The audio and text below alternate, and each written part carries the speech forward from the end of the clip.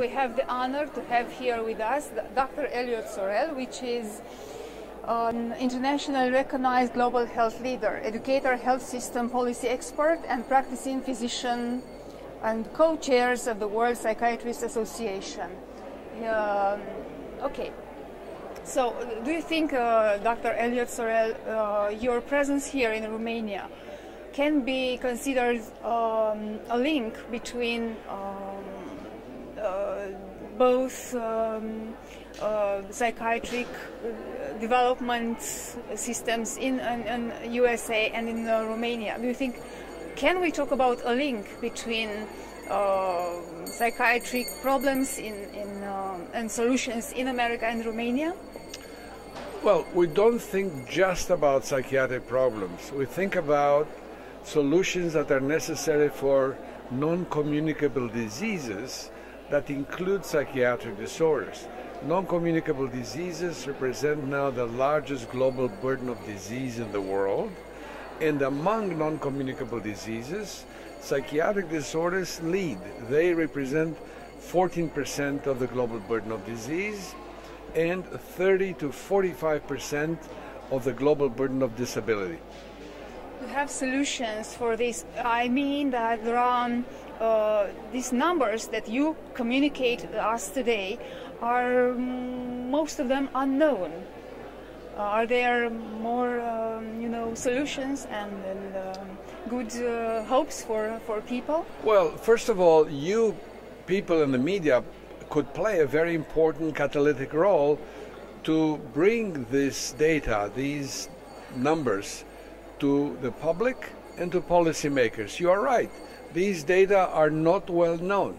We need to make these data known so that we can come up with new solutions to innovate and to develop excellent new services. In fact, the theme of our Congress is primary care, mental health, public health integration, and the catalytic role of information and communication technology. Well, you are part of the communication technology.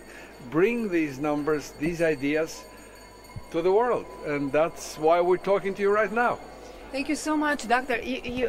Professor, you have a very active contribution in U.S. And also Romanian community. For example, you are known as being fighting, let's say, you're a fighter to UN decision, who didn't include mental disorders into their agenda. And we are talking about October 2011, when you succeeded, together with PhD David Setcher, to include mental disorders in their agenda.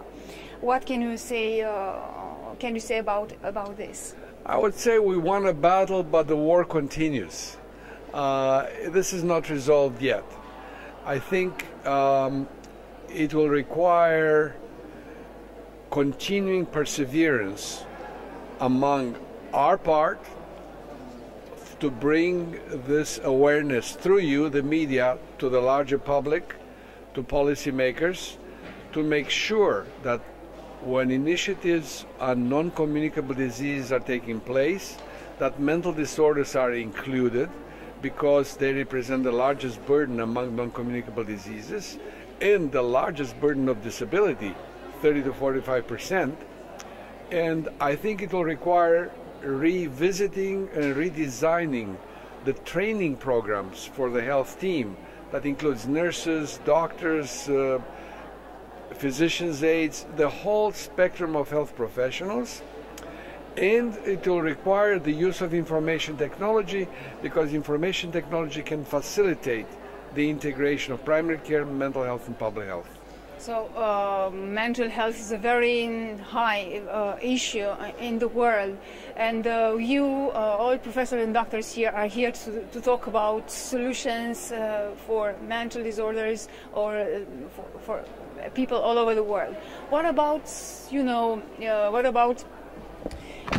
situations when healthy people are abused with drugs and with substances in prisons or in labor camps, and there are hot issues all over the world about violation of human rights. For example, China with Tibetans, with Falun Gong, you know all these issues which are infringing human rights, and they are abused with drugs in prisons. And what shall we do? Because these healthy people are not to be abused with these substances.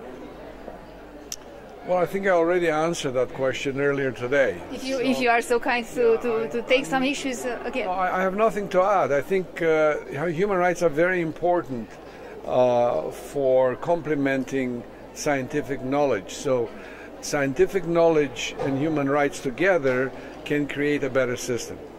Thank you very much.